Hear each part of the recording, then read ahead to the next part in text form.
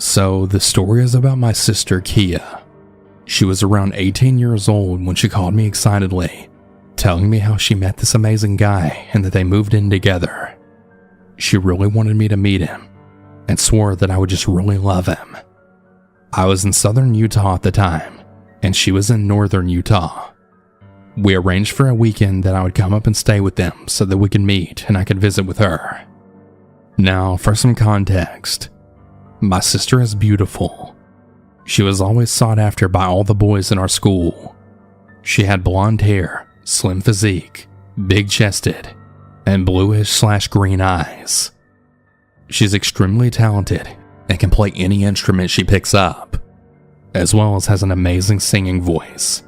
She could literally have any guy that she wanted. I made the 4-hour drive for our planned weekend when I pulled into the parking lot complex of their apartment. It was old and run down and just really trashy and scary. When I walked in and hugged my sister, her boyfriend then came out of a back room. She then introduced me to Zach. I honestly thought that she was kidding. This was a 30 to 31-year-old man that was bald, had a beer belly, looked like a drug user, literally had dentures, and smelled of stale cigarettes. I was pretty much disgusted right off the bat. Not only was this man not good looking at all, he clearly didn't take care of himself. I also found out very quickly that he was extremely rude to her. He would then do something that has always bothered me. He would make little hurtful jabs at her right in front of me. Things that can be embarrassing for her, and just really makes him look like a piece of shit. He left for his job at Taco Bell, and my sister excitedly asked me what I thought of him. Now, I'm a very honest person, and I held nothing back. I shared my opinion that I thought he was a piece of shit, and that he treats her really bad, and that I was really worried about her. She tried defending him, like that's just how he is, and that I should really get to know him better. I was already going to be there for the weekend, so I knew I was going to get to know him whether I wanted to or not. It was like the more I spent time with him, the more uneasy I got. He was way too touchy with my sister right in front of me. He would say things like, "She doesn't do shit around here," and just really demeaning and disgusting things. I spent my weekend there and left back home.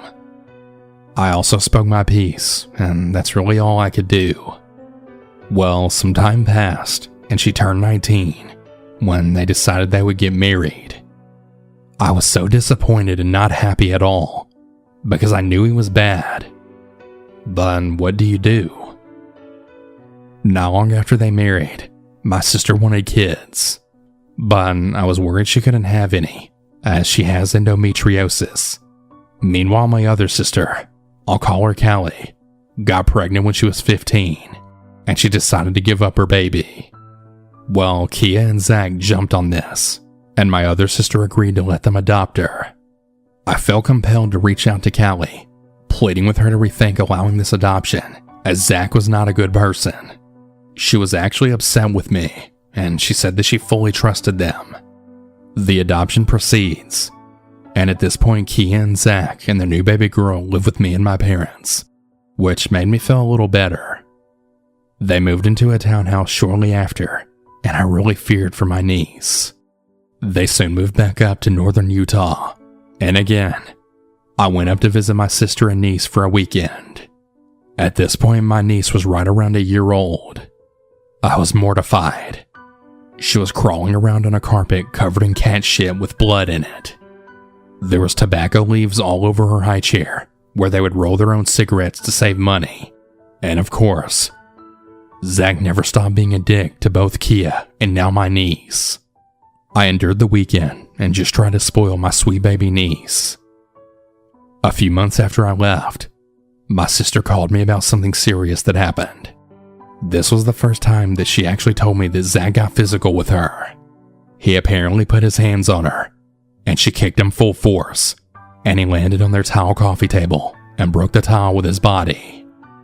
Now, my sister's petite, but very strong. I was so proud of her. But then she told me she was arrested on domestic violence, and she was forced to take anger management class, and I was furious, knowing full well that he was the one that needed those classes. They continue their relationship, and some time passes.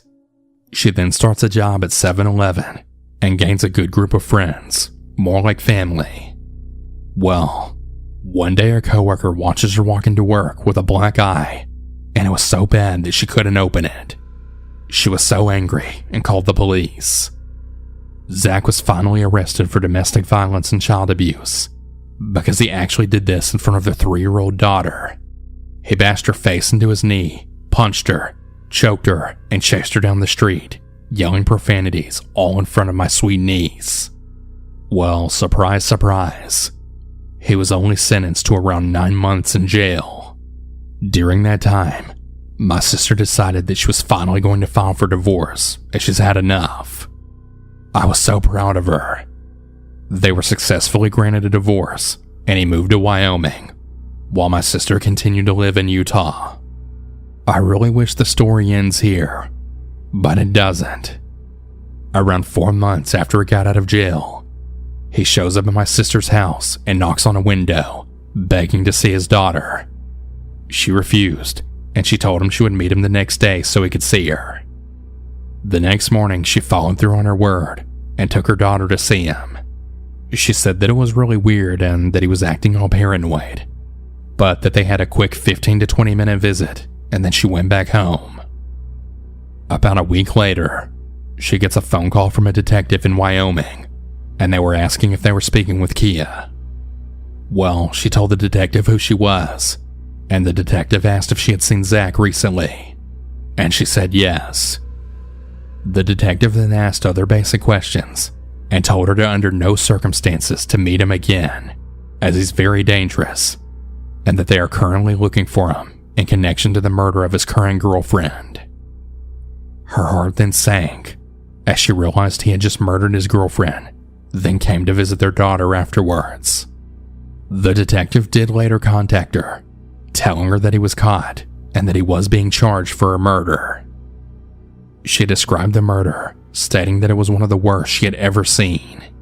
She had apparently been beaten to death and stuffed in a closet in their mutual apartment. This woman was in her 40s and also had children. My sister later on had to testify in the trial. He was sentenced to 60 years in prison. I've heard since he's been in prison that he's now dying of cancer. Sorry, not sorry. He's a real piece of shit that deserves to die a slow and painful death without any of his loved ones, and I really hope that happens.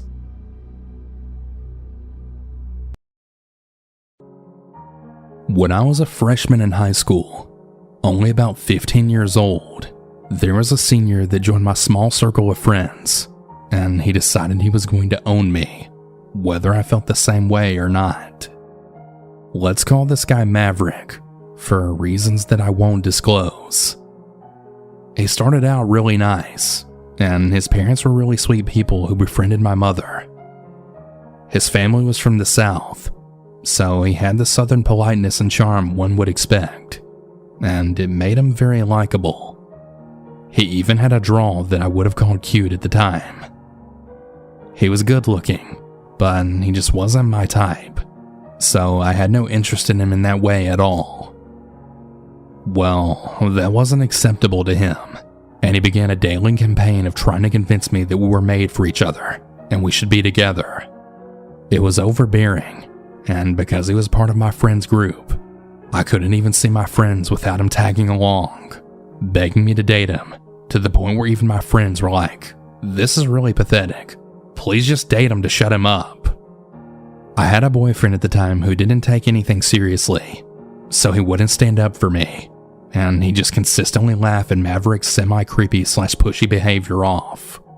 It got to the point where Maverick successfully pestered me into breaking up with my boyfriend to date him instead, just to get him to stop bugging me and being inappropriate. Little did I know, that was just the beginning. My mother and her boyfriend liked Maverick, and they didn't believe me that he was harassing me, because he had never displayed his creepy behavior in front of them, so I couldn't ask them to help me. They thought I was overreacting, as teenagers often do. Suddenly, after agreeing to date him, Maverick was everywhere. If I went somewhere, he had to be there too. If I wanted to talk to my best friend on the phone, he had to be there listening in on the conversation. He had to control literally everything in my day-to-day existence. Then, he realized our friends were starting to notice his controlling behavior, and he set about burning all my bridges behind my back, lying to my friends, telling them I was talking badly about them when they weren't around, etc. All my friends started hating me, and I didn't know why. They simply walked away in disgust if I tried to sit with them at lunch or try conversing with them at school. He also made me dress the way he wanted. He started telling me my plans for the rest of my life with him, all of which were things he wanted, not me. He also started gaslighting me into believing we made these plans together as a couple. He was about to be 18, graduated from high school, and enlisted in the Navy, whereas I had just only turned 15. Why would I have my whole future planned out around a guy that I didn't even really want to date, let alone marry? If I wouldn't do something sexually degrading with them, which was often as I was a virgin and I didn't really want to do anything sexual yet, he would always try to do them with me while I was sleeping. He once came over to spend the night with me and my best friend in my house, sometimes when my mom didn't want me to be home alone if she was going to be working late. And then he'd go around telling everyone we knew what a nasty freak I was in the bedroom, just to punish me for rejecting him. I hadn't done anything of that sort with anyone yet, mind you. Hell, I think he was the only second or third boy I'd ever even kissed at that point in my life. He ruined my friendships, ruined my reputation, ruined my self-esteem, and found ways to keep me from being alone with my own mother so it could monitor my conversations with her to keep her believing that he was some sort of perfect gentleman. Well, his senior prom came around, and naturally, he wanted me to go with him. He wore a nice suit, I wore my best dress, and my mom dropped us off. I saw my friends there. One of my friends was a senior, so she brought everyone from our friends group with her to prom, and I tried to talk to them, but they snubbed me, and they told me they didn't want to be seen with me. Suddenly, Maverick's obsessive behavior then shifted. I no longer existed. Why? Because he spotted a supermodel-esque thin, tall blonde that made me look like a chipmunk shoved into a sparkly Doritos bag. He wouldn't talk to me, he wouldn't dance with me, and he wouldn't sit with me. He followed her around the entire evening, his advances being rejected time and time again by the blonde. My friends just stood together, sipping their drinks, dancing and laughing at me, with serves you right smirks on their faces, while I just sat in a dark corner abandoned until it was finally time for my mother to pick us up. She picked us up, and Maverick insisted that my mother, he, and I go out for dinner, but all I wanted to do was go home and just forget the evening ever even happened. I wasn't jealous, I was just really angry that he put me through all of that. While we had dinner, my mom and even our server just kept talking about what a keeper he was and how I was such a lucky girl, completely unaware of what he'd been doing to me. He maintained his "all shucks ma'am" boyish smile the whole time, and I just wanted to throw something in his face and tell my mom and the server off, but I stayed quiet. When he went out of town one week for a family emergency, after almost a year of him constantly hovering around me, I finally took a step back and got a good hard look at what he had done to me in my life. I decided that I was done with this, and I wasn't going to live like that anymore. I called him and broke it off over the phone. Yeah, I know it's harsh, but I knew it was my only opportunity to do so. He cried, raged, and cried some more. He put several of his family members on the phone with me, and they tried to convince me to see reason, and they told me I was being cruel for leaving him like this, while their family was clearly already in a crisis. I then got very rapey threats from his older brothers, all of whom were well into their 20s and 30s and knew where I lived. Still, I held my ground and just said no, this is my choice, you have to live with it, because I'm not going to be living like this anymore. Then the stalking began. He started hanging around outside my house whenever he knew my mom wasn't there, camping out on my front porch, looking in my windows, calling the house phone, ringing the doorbell, and knocking for hours a day. While I would be hunkered down in a dark corner hiding behind the couch with all the lights off until he finally gave up and left. Usually right before my mom would be coming home in the evening. This wasn't a one-time occurrence either. This happened daily for months. He would beg me to speak to him, to come out of the house. His older brothers would threaten me with every kind of violence imaginable if they saw me, and he and his brothers would cruise by my house at all hours to see if I was home alone. They set things on fire and put them through the mail slot in my front door. They'd trash our front yard. Any plants that my mom would grow in the yard would be destroyed. Any decorations my mom would put up around the house would always be smashed to bits. Still, my mom wouldn't believe a word that I said about it, instead choosing to believe that my friends were doing all the damage, further isolating me away from them and making her more and more angry with me for letting my friends destroy our home. Sometimes it was my friends, because he had everyone believing that I was some horrible person who was out to get them. He really was just that charismatic. Everyone wanted him to like them, so they really did believe every word that he said. That whole year was a nightmare after I met him, and I had a giant target on my back for everyone around me. The threats and attacks on me and my home only stopped after my mother and I moved away to live with her boyfriend, because I didn't tell anyone where I was going. Well, a few years later, I found out that he had started seeing one of my friends after I moved, and he began doing all the same things to her, and that he had openly bragged to her about all the awful things he had done to me. That wasn't enough of a red flag for her to leave him, though. She didn't decide to get him out of her life until she found out that he was cheating on her with her own ex, because he apparently wanted to punish her for her strong-willed behavior. He and his brothers were all utterly insane. I'm really fucking glad that I managed to get away from him.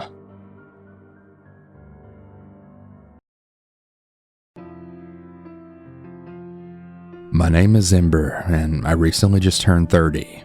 I live outside of a town that you can say is known for having very disgusting water, if that helps put that together. The story I'm about to tell you is pretty damn terrifying, and sadly, very true. I met my now ex 7 years ago.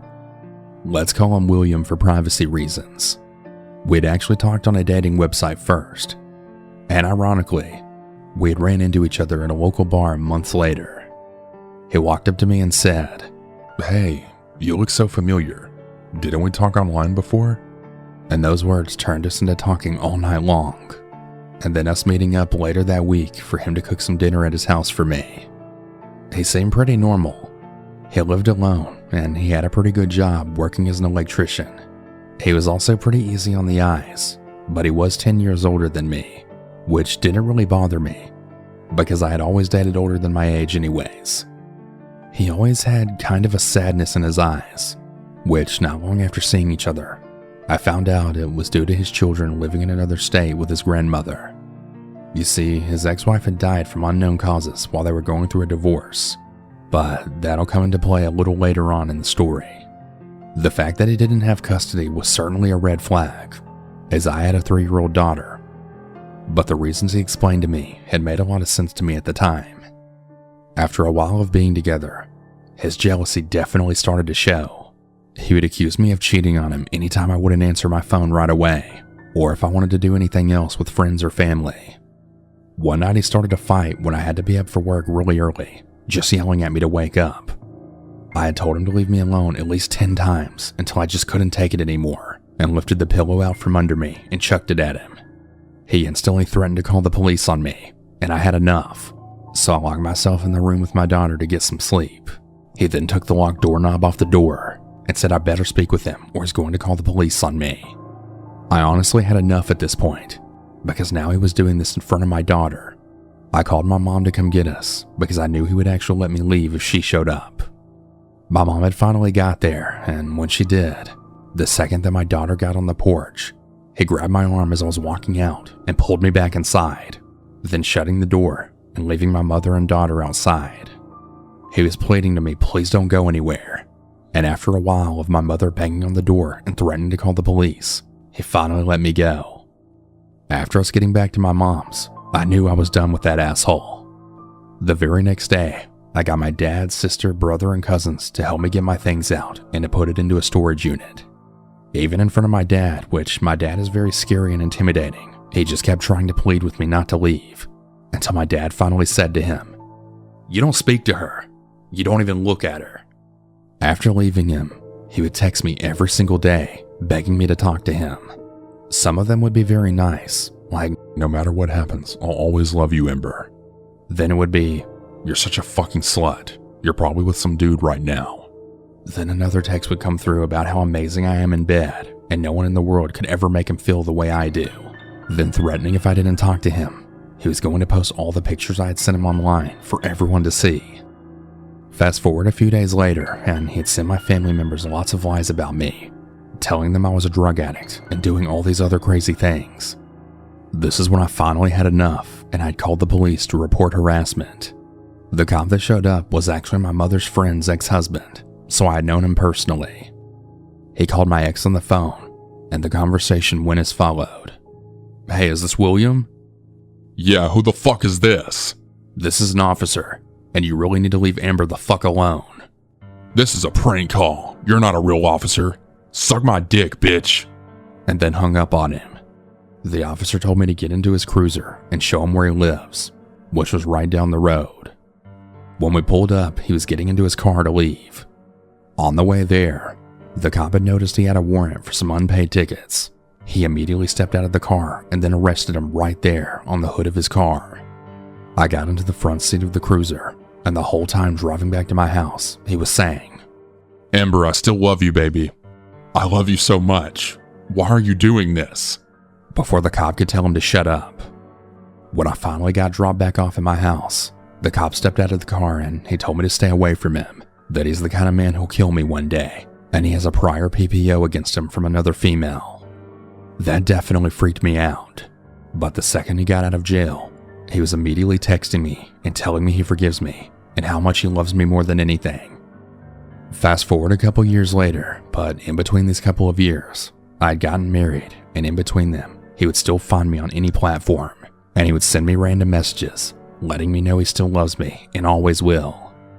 Well, eventually my ex-husband and I went through a divorce, and let's just say I went wild and totally out of my mind at this point. So I actually entertained my ex like a complete moron, and I actually went on some dates with him and stayed the night with him pretty regularly. I was feeling pretty insecure with myself due to my divorce, but my thought process was pretty ignorant, and my family was extremely angry with me. Everything was going pretty great at first though, until again it wasn't.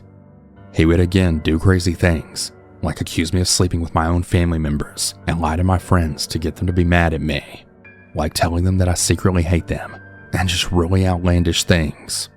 He had actually sent flowers to my work, my mom's, my house, my sister's house, my aunt's house, and my house all in one day. Thousands of dollars worth of flowers just to get me to talk to him after I told him I couldn't take it anymore. I had agreed to go to his house and talk, which was the biggest mistake of my life. When I got there, he was sitting on his bed, and I sat down next to him. He was being super sweet at first, and he thanked me for coming over. But then his facial expressions turned sinister. He told me that he knows I've been fucking someone else, and I assured him I wasn't, and I had no interest in anyone at this point. He then stood up and started screaming at me. "Yes, you did. I know you fucked someone, and you better admit it right now." I kept telling him I didn't, and that I wasn't going to admit to something I didn't do. And then he said to me, "You better admit it right fucking now, or I'll squeeze the fucking life out of you." I was hesitant, but I just screamed, "Okay, fine. I guess I did it then." He then jumped on top of me and started squeezing my face and shaking my head. "You're a fucking whore. How could you do this to me? You're just like Laura, my whore ex-wife." As it turns out, Laura was his ex-wife that had passed away by unknown reasons. Her death was ruled inconclusive. I started punching his head, and he eventually jolted up off the bed and went and stood in the doorway. I tried to break through, but he told me I wasn't going anywhere. I ran to the sliding glass door that was on the other side of the bed and started banging and screaming for help. I was in a panic, just begging for someone to hear me. He then looks me in the eyes and in the creepiest voice, then says, "Here, let me help you." And he starts banging on the sliding glass door, screaming help and laughing. I then jump onto the bed and climb under the covers, putting a pillow over my head. Don't ask me why, but in that moment, I felt it was the only way to hide in a sense, just to get away from his evil eyes looking at me. He would keep talking to me, but I wouldn't answer him. "Amber, Amber, Amber!" It was like I was in some kind of horror movie. I eventually looked out from the pillow and tried to jump up and leave, but he had pinned me down to the bedroom floor, and I eventually just gave in, and I told him what he wanted to hear. I told him he was right, and I hated myself for hurting him, and I was never going to do anything without him again, but that he had to let me call my friend Jessica to tell her I was all right. Otherwise, she was going to call my mom, and she'd be over here. He let me keep some distance in between us so that I could make a phone call, and I called 911. "Please help. I'm being held captive by this guy I'm dating," and I shouted out the address. William then immediately ran out of his house, then jumped in his car and took off. I ran to a neighbor's yard and waited for the cops to get there. They immediately put out a warrant for his arrest. Fast forward to when he got out of jail. I was eventually talking to someone new at this point, and I was for sure done with this creep. I eventually testified, and he got off with major fines and lots of anger management classes.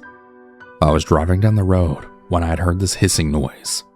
At first, I thought it was my tire going flat by the sounds of it, but I had felt something touch my arm that was resting on the middle console, and I looked back, and it was a fucking possum. Yes, you heard me right. This sick fucking bastard trapped me and put a fucking possum in my car. He knew how afraid of rodents I am. I literally talked about it all the time. I pulled into the restaurant that was on my right and opened up all the doors to my car. I went as far away from it as I could and waited a while talking to the guy I was seeing on the phone. He had a son with him, and he couldn't come to me at the time. And so I eventually got some guts and went to look in the car, and luckily, I didn't see anything in the car anymore.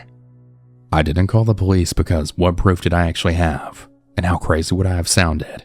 But I knew it was him. A few weeks later, my mom had sent me a screenshot of a picture of my ex, and sitting next to him was a girl. But the weird thing about this girl was she looked exactly like me. And when I say exactly like me, I mean head to toe. She had blonde hair, blue eyes, round-shaped face, curvy body, everything. So much so that my dad was convinced that he had photoshopped it. But no, this girl was real. He not only is stalking me, but is using some poor girl just because she looks like me. Fast forward a month later when I'm at work, and I notice my tire is completely flat. There was a screw completely lodged in it. Now, for some reason, it didn't really click that this had anything to do with him. I just thought I got unlucky and ran over one. Well, after having my stepdad patch it up, I got home, and I woke up the next morning, and my new boyfriend at the time and I noticed hundreds of screws dumped all throughout my driveway, and now 2 other tires were flat as well. It was then that I knew it was him. I downloaded a phone recorder, and I was dead set on getting this creep to admit it and calling the cops. I called him privately because he didn't have my new number. He answered, and I had asked him if he wanted to come over. "Really? You actually want to see me?" I told him yes. I want him to come over and watch this video of him dumping screws in my driveway. He then sighs and says, "Please, Ember, I don't want to go to jail." I immediately hung up and called the police the next day and filed for an immediate PPO. The judge ruled that I could have it for a year. Over the years, he would message me on fake pages, as well as message my fiance and now husband. Luckily, I haven't heard from him in over a year now, but I heard he's dating someone with the same last name as me, which is kind of weird. It really makes me wonder now whenever I think back to his late wife, and I really wonder what the hell happened to her. Did he kill her, and could that have happened to me? I guess I'll never know, but to my crazy psycho ex, I have no intentions of ever talking to you or seeing you ever again.